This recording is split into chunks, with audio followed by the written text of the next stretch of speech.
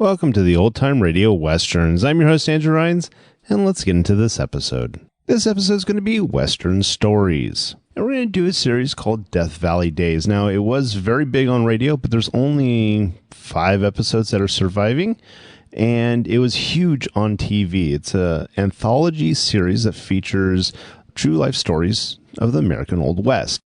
Let's get into this episode. This episode original air date is June 17th, 1938, and the title is The Burro Who Had No Name. Hope you enjoy, and again, thanks for listening.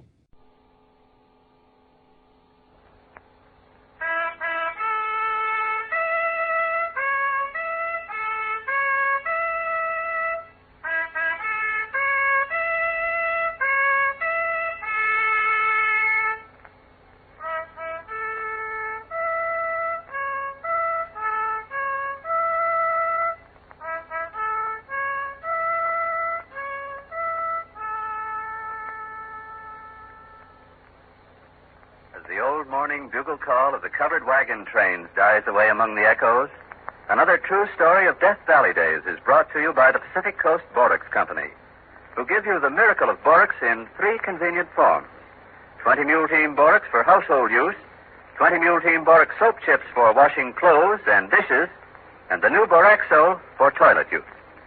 Before you become absorbed in the Old Ranger's story for tonight, we would like to take just a moment of your time to tell you something about Boraxo. Boraxo was created in response to the insistent demands from women for a product that would cleanse the skin as safely as 20 Mule Team Borax cleanses painted woodwork or bathroom porcelain or your fine china and glassware. Well, the letters we receive every day praising Boraxo tell us that we have succeeded in meeting this demand. For, say our new customers who have discovered Boraxo, your Boraxo does just what we wanted. It cleanses dirty hands and the children's knees and elbows like magic. It works so fast that the children no longer have any excuse to be late for meals. They can wash up in a jiffy with Boraxo. And best of all, I know that they will come to the table not only really clean, but with smooth, soft skin. Your Boraxo cleanses the skin as quickly as your 20 Mule Team Borax cleans our houses. And that is saying something. And like 20 Mule Team Borax, it cleanses without doing any damage. Thank you for your wonderful new product, Boraxo. And thank you, too, for Death Valley Days, which all of us love. And now, here's the Old Ranger. Good evening, folks. Good evening, and a hearty welcome to you all. And now, Old Ranger, what's the story for tonight? Well, it's a story I hardly expect you to believe, but it's the absolute truth just the same. Why, Old Ranger, you know I believe every word you utter on the air. Hey, George, you don't like the way you say on the air. However, I'll let it pass this time, and now you just pin back your ears and hark to the story of the burro that had no name. Well, wouldn't it be a good idea before you start, Old Ranger, to explain exactly what a burro is? There may be some of our listeners who don't know. Well, don't know what a burro is? Well, not by that name, anyway. Sure they do. Why, the word burro is as common as horse. Well, where you come from, maybe. Everywhere. It's not in the encyclopedia. How do you know? Because I looked. When you told us last week about this burro story, I thought I'd, study up a bit on burros. Oh, steal a march on the audience, eh? So you went to the encyclopedia? Yes, and I took down the volume labeled Bray, B-R-A-I, to cast. Bray. Well, that was a good thing to look under. Just the same, the word burro was nowhere to be found. Maybe you don't know how to spell it. B-U-R-R-O. That's right. And you're sure it wasn't there? Absolutely. From Elihu Burritt, they jumped right to John Burroughs. Well. So then I turned to donkey, and all it said there was see ass. And all it said there, I suppose, was see Balaam. Well, since you couldn't find the word burro in your dictionary, George, I'll enlighten you. A burro is the same as a donkey, or a jackass. In the desert, we generally call them jacks for short. They stand about 4 foot high. Their coats are spurry. Their ears is long. Their tails is sort of like a piece of rope frayed at the end. Their hoofs is small and sharp, but their teeth is big and sharp, and their voices is something fearful.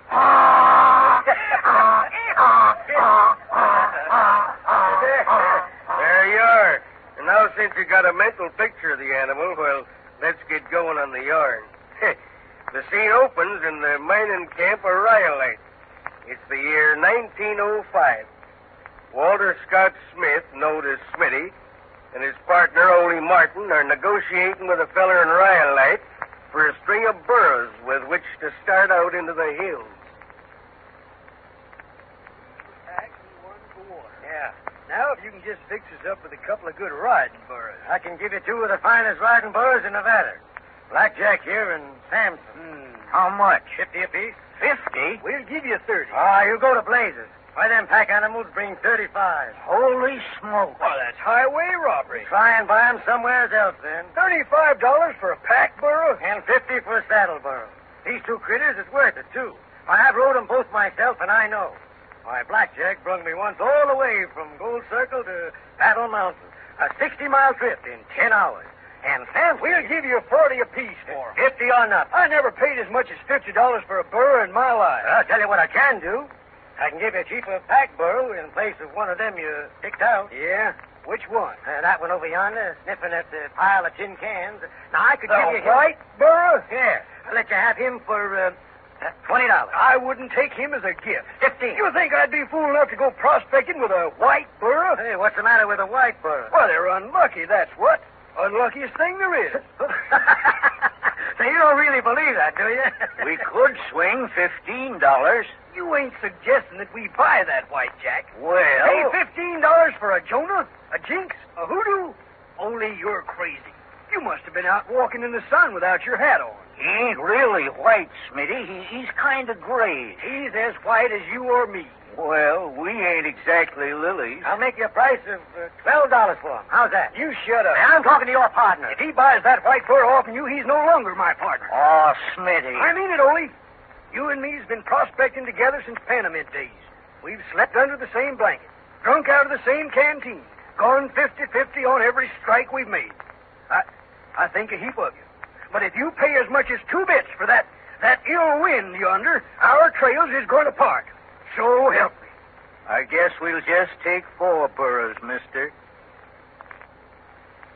It was on the second night out. Ole and Smitty were finished with their supper, and Ole went over to feed the leavings to the burros. All right, I'm coming. One at a time now. Why, hello. What's the matter? Am I counting noses right? 1, 2, 3. One of our jacks missing? No, seems we've acquired an extra one. Got 5 now, huh? Yeah. Well, if those fool greenhorns don't know enough to tie their critters up, they deserve to lose them. Let me have a look.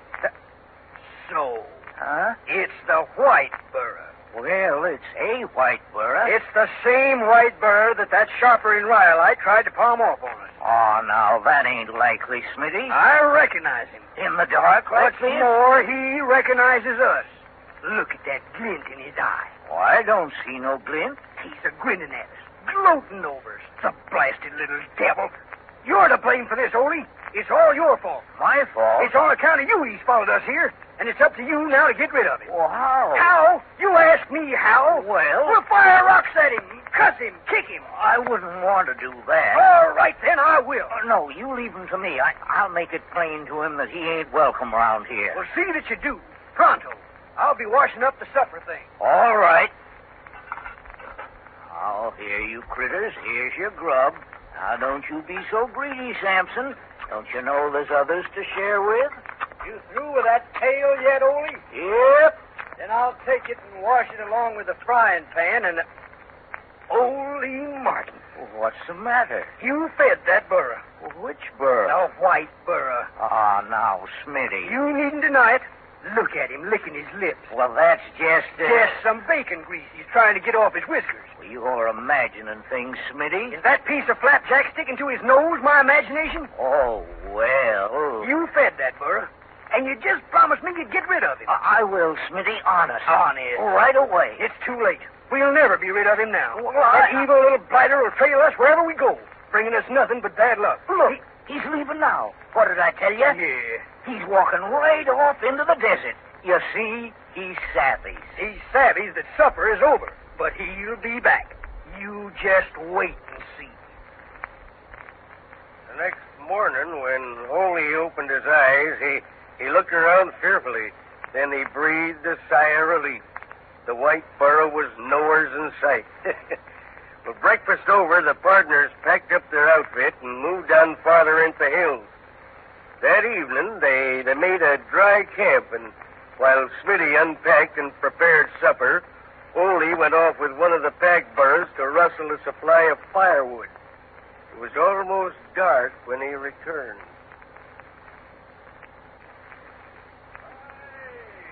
Well, I begun to think you was lost or had struck gold, maybe. No, just that wood was scarce.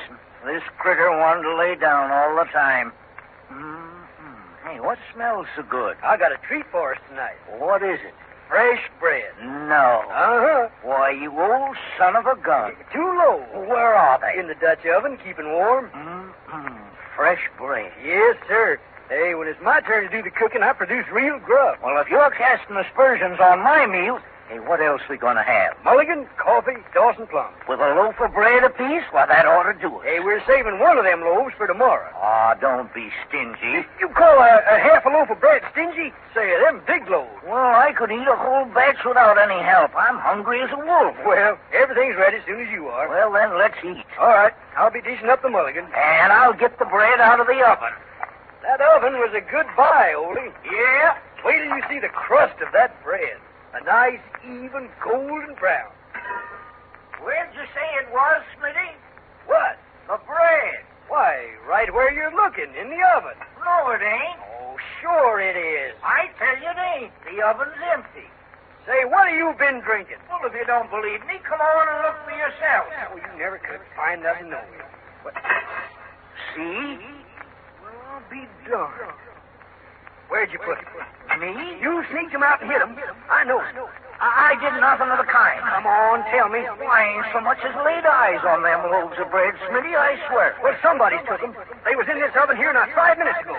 You sure? Of course I'm sure. I come over and took a look at them, see if they was done, just before you come in. You don't suppose one of the burros could have stole them, do you, while your back was turned? Well, how could a burro lift up the lid of a Dutch oven and carry off 2 loaves of bread? You'd have to be educated. Blameless thing I ever know. 2 loaves of bread disappearing You didn't bake them at all. Maybe you just dreamed. You smelled them, didn't you? Well, that's right, I did. Ole. Yeah? Ole. Look. Over yonder. Where I'm pointing. What's that sticking out behind that big boulder? Why, it looks like a couple of long cactus leaves. It's a pair of ears. Maybe. White ears. Ole, it's... Now, don't jump at conclusions, Smitty. Let's go see. I told you this had happened. I knowed he'd turn up again.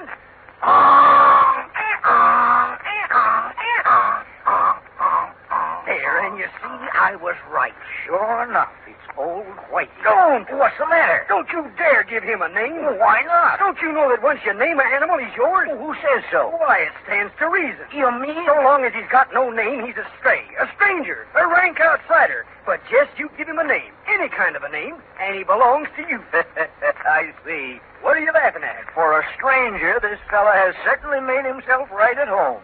Look. My bread. What's left of it? My beautiful, fresh, hot, crusty bread. Oh, you varmint, you. You thieving little son of a rustler. You voracious fuzztail. Careful, Smitty. Don't call him names. Calling him names ain't the same as giving him names. I can call him all the names in the dictionary if I feel like it. Yes, and I do. Yeah. Grin. Grin, you lop-eared, sawed-off limb of Satan. You white curse. You evil-eyed, aspinurious imp of darkness. You...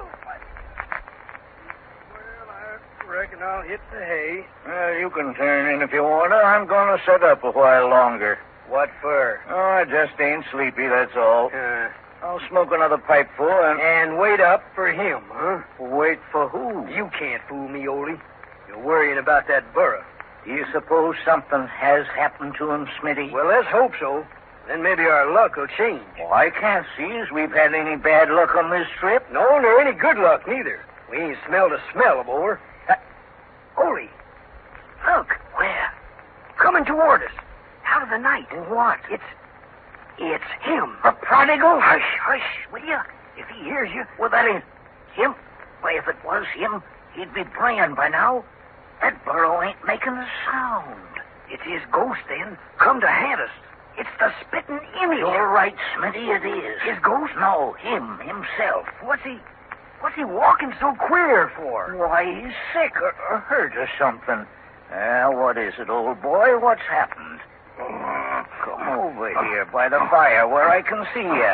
His eyes is closed tight. And his head's all swelled up. Say, what in tarnation? Looks queer around the jaw, too. Open your mouth, fella, and let's have a look. Open your mouth. Won't, huh? He can't.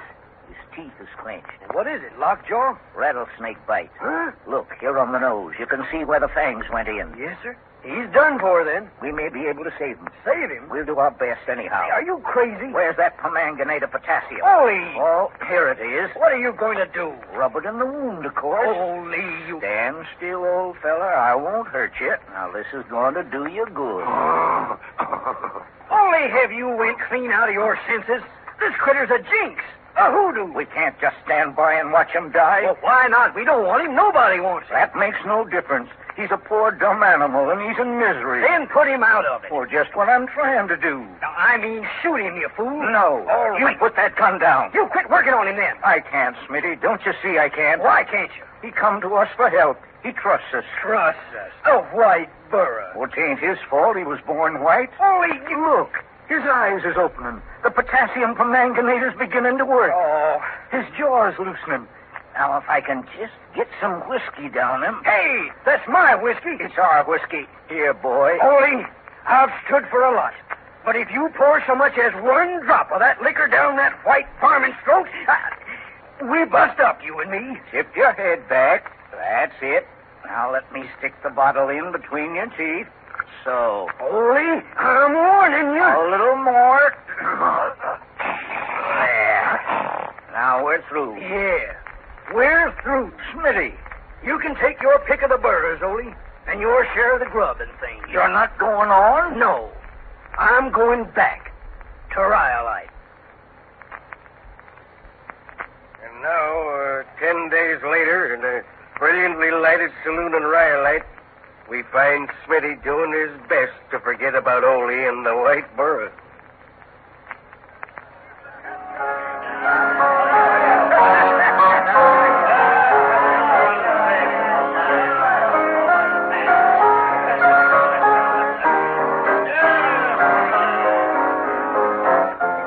He's in his second childhood, that's all you can say for him. Yeah, have another. I don't mind if I do.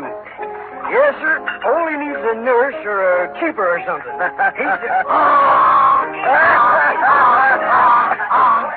What's the matter? How can you beat that? A burro walking straight in through the swinging doors. He's looking for a drink. See, he's heading straight for the bar.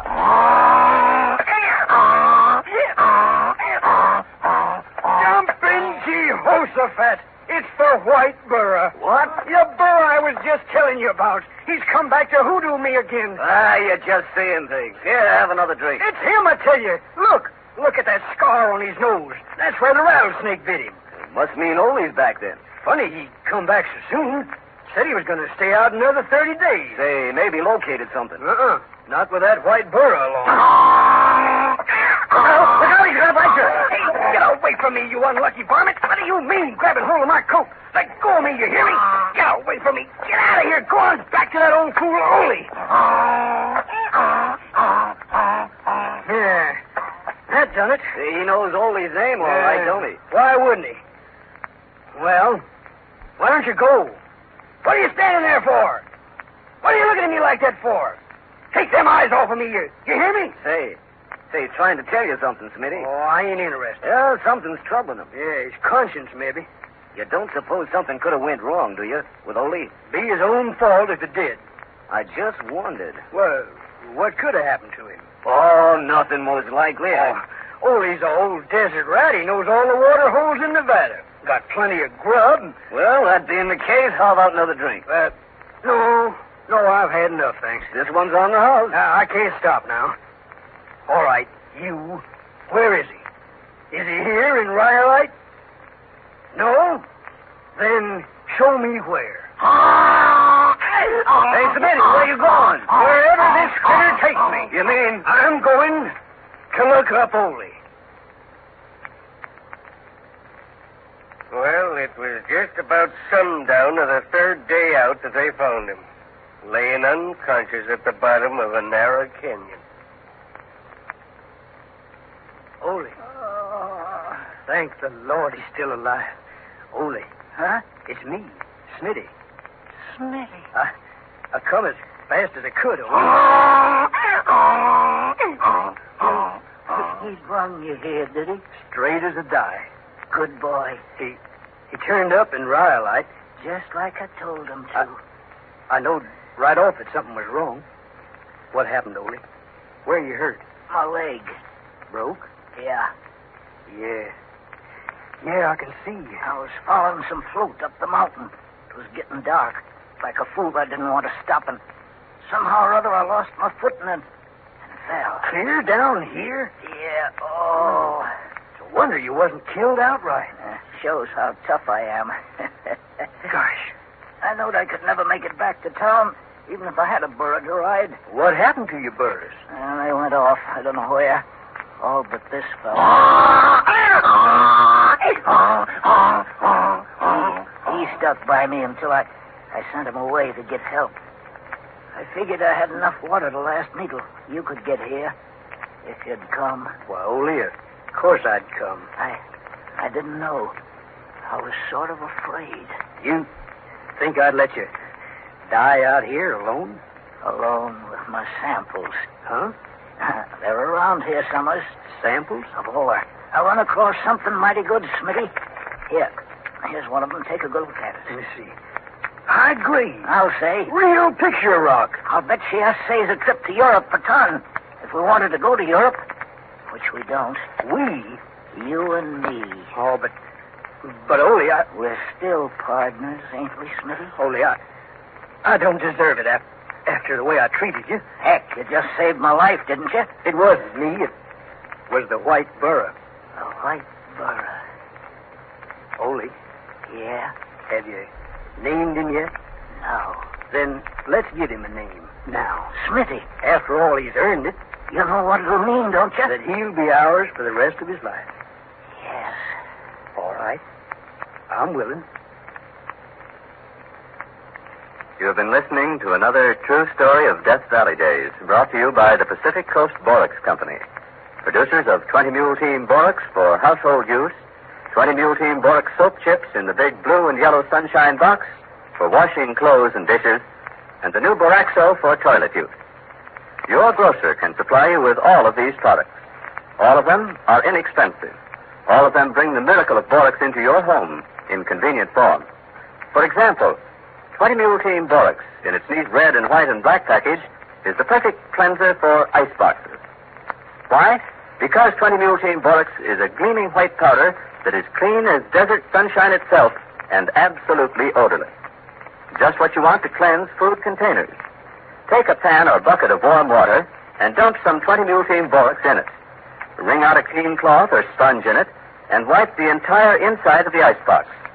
Take the cube trays out and wash them separately, again in warm water in which 20 Mule Team Borax has been dissolved.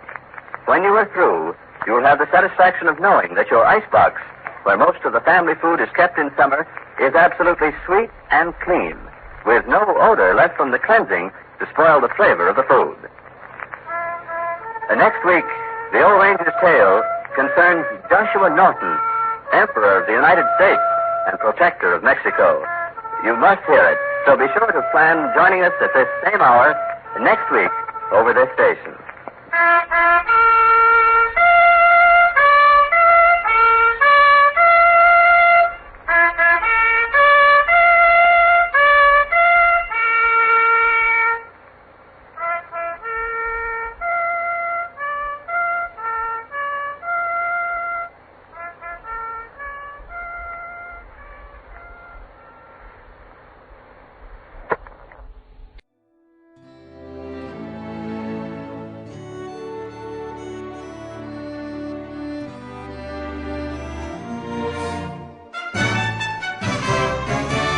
This has been a presentation of OTRWesterns.com, and we hope you enjoyed. Please take some time to like and rate our shows in your favorite podcast application. Follow us on Facebook by going to OTRWesterns.com/Facebook.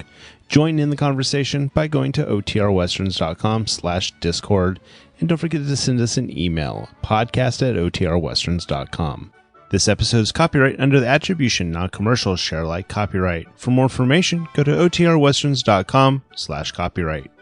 Have a great day, and again, thanks for listening.